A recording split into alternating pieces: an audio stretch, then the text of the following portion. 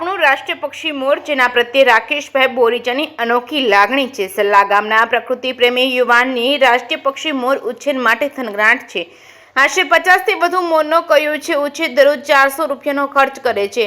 મૂળી તાલુકાના સલ્લા ગામે સેવાભાવી અને પ્રકૃતિ પ્રેમી યુવાન એવા રાકેશભાઈ બોરીચા ઉર્ફે લાલાભાઈ એ મોરનો ઉછેરનું સરાહનીય કાર્ય કરી રહ્યા છે। છેલ્લા 4 વર્ષથી નિયમિત રીતે રાષ્ટ્રીય પક્ષી એવા મોરના બચ્ચાઓને પાણી ચણની સ્વખર્ચે સેવા આપે છે, જેમાં હાલમાં મોરની સંખ્યા 50 ઉપર થઈ। તેઓને જોઈને ટવકા કરી પક્ષીઓ પણ આવકારો આપતા હોય તેવા દ્રશ્ય સલ્લા ગામે વહેલી સવારે જોવા મળે છે। રાકેશભાઈ જણાવ્યું છે કે તેઓ એક સામાન્ય નોકરી કરતા હોય, તેમાંથી દરરોજ અનાજ ચણ માટે રૂપિયા 400નો ખર્ચ થાય છે। સવાર સાંજ ટાઈમસર હાજરી આપવી પડતી હોય છે। ફક્ત 5 મોર હતા ત્યાંથી તેઓ કાર્યરત હતા। આજે 50 ઉપરની સંખ્યા થતા મને આનંદ છે કે નાનો હતો ત્યારેથી જ મોર પ્રત્યે મને લગાવ છે અને લાગણી હતી। મને પ્રિય પક્ષી મોર હતો, એટલે તેનો ઉછેર થાય છે। સંખ્યા વધે એ માટે પ્રયત્ન સાથે કામગીરી ચાલુ કરવામાં આવેલ છે। આજે 50 ઉપરની સંખ્યા થઈ છે અને ટવકાથી મને આનંદ માણવા મળે છે। આવનારા સમયમાં હજુ પણ સંખ્યા વધે તે માટે મારા પ્રયત્નો રહેશે। ખરેખર મોર એક લાગણીશીલ પ્રેમાળ પક્ષી છે।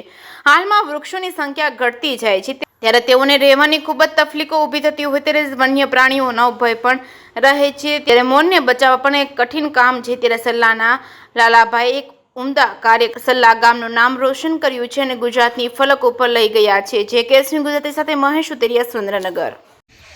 ગામ સડલા, મારું નામ બોઈસિયા રાકેશભાઈ લક્ષ્મણભાઈ। હું છેલ્લા 4 થી 5 વર્ષથી મોરને દાણા અને પાણીની વ્યવસ્થા કરું છું। આજથી 4 થી 5 મોર હતા, અત્યારે હાલમાં 40 થી 50 મોરની સંખ્યા થઈ છે। જેથી આથી હજી ગામના યુવાનો થોડાક જોડાય તો આથી સંખ્યા હજી વધે એવી રીતે છે। તમે આ શરૂઆત જે કરી મોર પ્રત્યેની લાગણી તમારી ક્યારથી શરૂઆત? આજથી હું નાનો હતો ત્યારથી જ મને મોર પ્રત્યે લાગણી હતી, પ્રેમ હતો। આજથી ને હવે એમના હું ચાલુ જ રાખીશ મોરનું, આવી લાગણી છે। અત્યારે અંદાજિત તમારે દરરોજ કેટલો ખર્ચ થાય? અત્યારે હું 15 થી 20 કિલો અનાજ લઈ જાઉં છું। સાંજ સવાર 2 ટાઈમ જાઉં છું અને સવારે 6 થી 5ના ગાળામાં જતો રહું છું ટાઈમસર। ગમે બહારગામ હોય તો હું એની વ્યવસ્થા થઈ જાય છે, હું ટાઈમસર પાછો આવતો રહું છું।